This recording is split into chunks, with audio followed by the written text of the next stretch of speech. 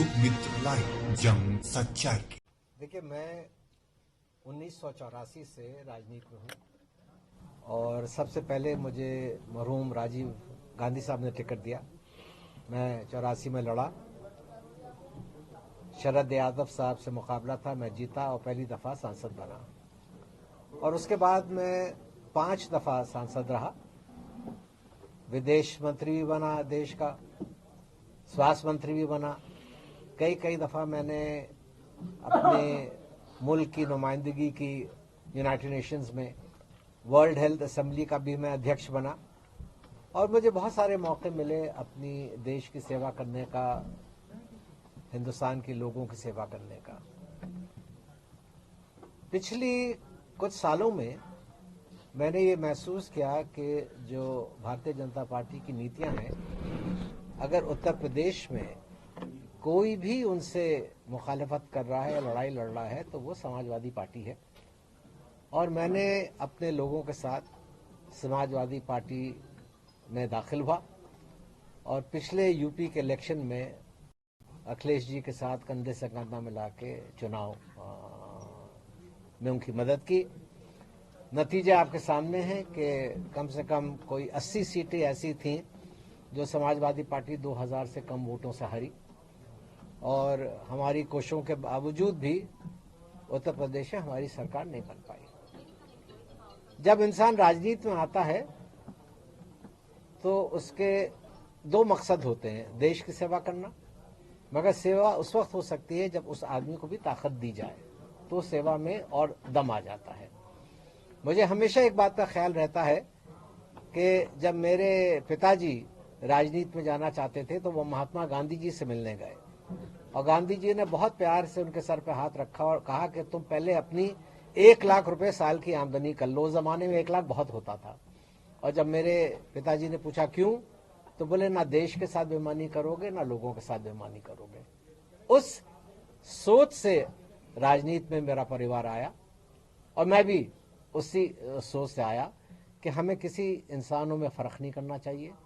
हमारी नज़रों में सबसे बड़ी चीज़ देश की खिदमत होनी चाहिए और देश तरक्की करेगा तो चाहे हम हिंदू हों या मुसलमान हों, हम भी तरक्की करेंगे, हम भी आगे बढ़ेंगे। उस नीयत से मैंने सियासत की। कुछ लोगों की सोच ये है और मुझे कुछ लोगों ने कहा, कुछ पत्रकार वालों ने पूछा कि मुझको इस दफ़ा राज्यसभा का टिकट नहीं दिया, इसलिए मेरी नाराज़गी बढ़ गई और मैं समाजवादी पार्टी से इस्तीफ़ा दे रहा हूँ।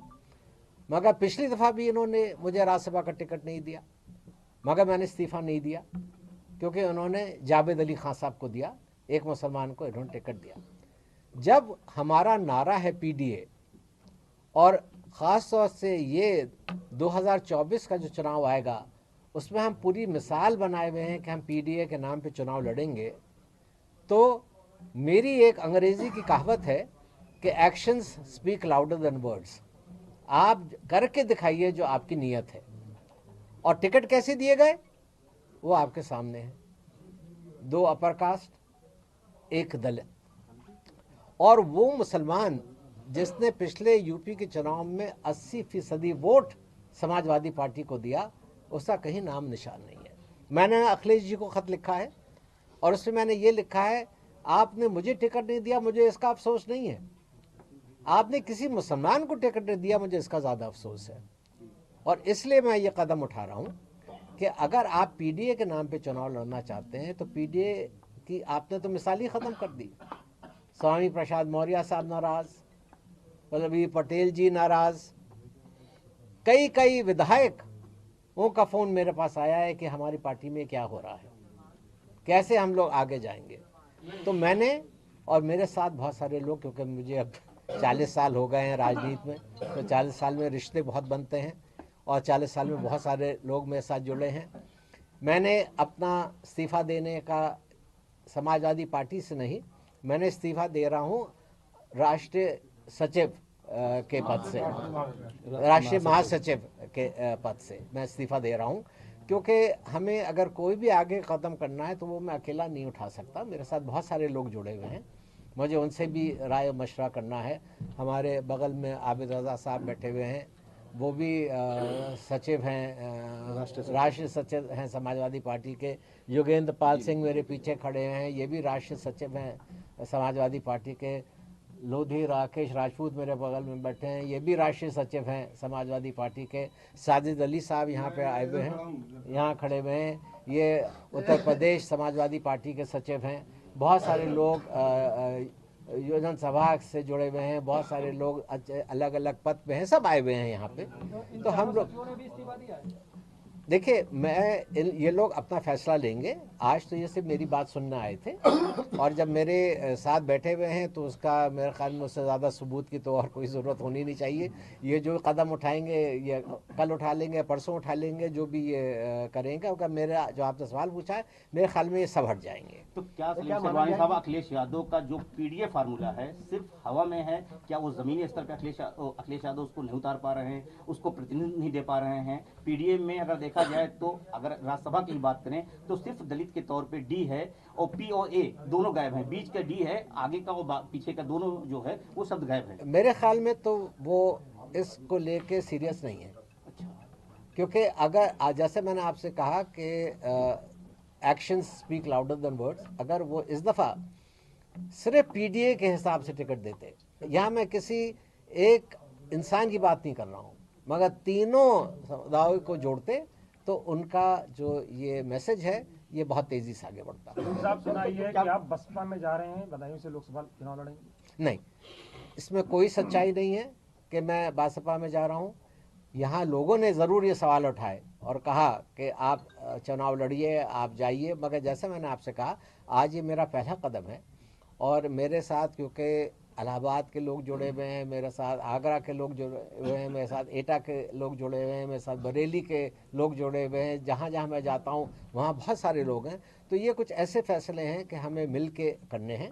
और मैंने अपने ख़त में अखिलेश जी को एक चीज़ और भी लिखी है, और मैंने ये लिखा है उनको, मैं आपको ख़त दूँगा कि ये जो हम अपोजिशन यूनिटी की बात करते हैं, ये तो बिल्कुल एक सपना है। हर आदमी टूट रहा है।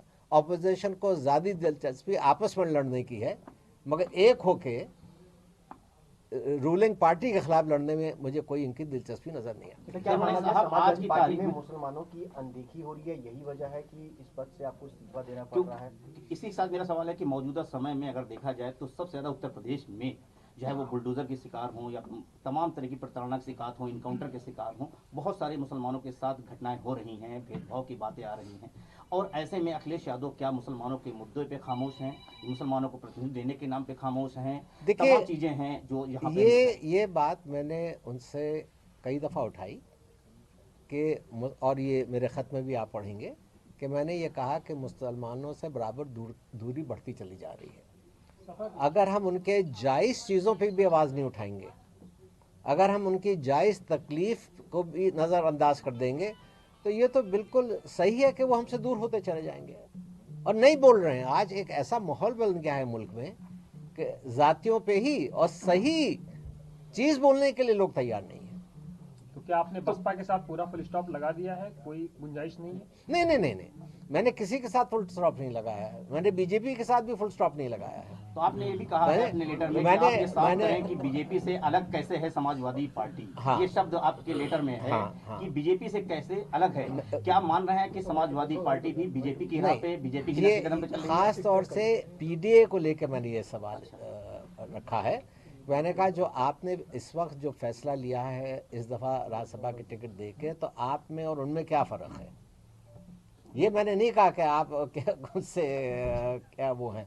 तो जहाँ आपने भी सवाल पूछा कि मेरा आगे का क्या फ़ैसला होगा, मेरे देखिए राजनीति में आप एक तो वो होता है जो अकेले बैठ के फैसला कर ले, मगर सही फैसला वो ये होता है कि आपके साथ 40 साल से लोग जुड़े हुए हैं, आप उनको बुलाइए, उनके साथ बैठिए, उनके साथ फैसला कीजिए और उसके बाद तय कीजिए कि आपको अगला कदम क्या उठाना है। छोटी बड़ी खबरों को पाने के लिए लोकमित्र लाइव चैनल को सब्सक्राइब करें ताकि लेटेस्ट अपडेट आप तक पहुंचती रहे। धन्यवाद।